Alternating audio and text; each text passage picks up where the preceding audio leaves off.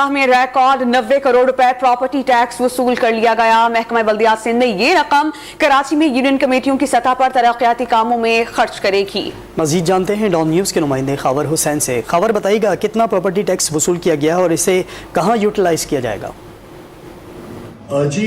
سندھ حکومت نے ترمیم کے بعد ایکسائز ڈپارٹمنٹ سے پراپرٹی ٹیکس جو ہے وہ لوکل گورنمنٹ کو دیا تھا اور اس پر 3 مہینے میں لوکل گورنمنٹ نے جو ٹیکس وصول کیا ہے وہ 90 کروڑ روپے کے قریب ہے، جو مختلف ٹاؤنز میں اور یوسیز میں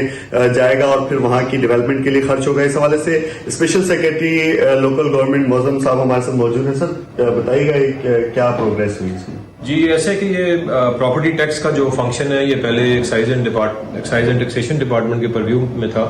لیکن چیف منسٹر صاحب کی اپروول سے اور سندھ گورنمنٹ کی اپروول سے یہ لوکل کاؤنسلز کو ٹرانسفر ہوا اور اس کا ہم نے ایک اسموتھ ٹرانزیشن کا پورا باقاعدہ ایک فریم ورک بنایا اور پھر اس کی جو اس سال کی فائنینشیل ایئر کی جو ریکوری ہے ابھی تک صرف کراچی کی،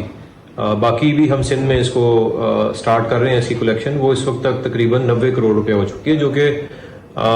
پچھلے سالوں کے اندر اس سے بہت کم ہوتی تھی۔ تو یہ جو ہے وہ ایک سبسٹینشیل انکریز جو ہے وہ ہوا ہے ریونیو کلیکشن کے اندر، اور یہ پیسے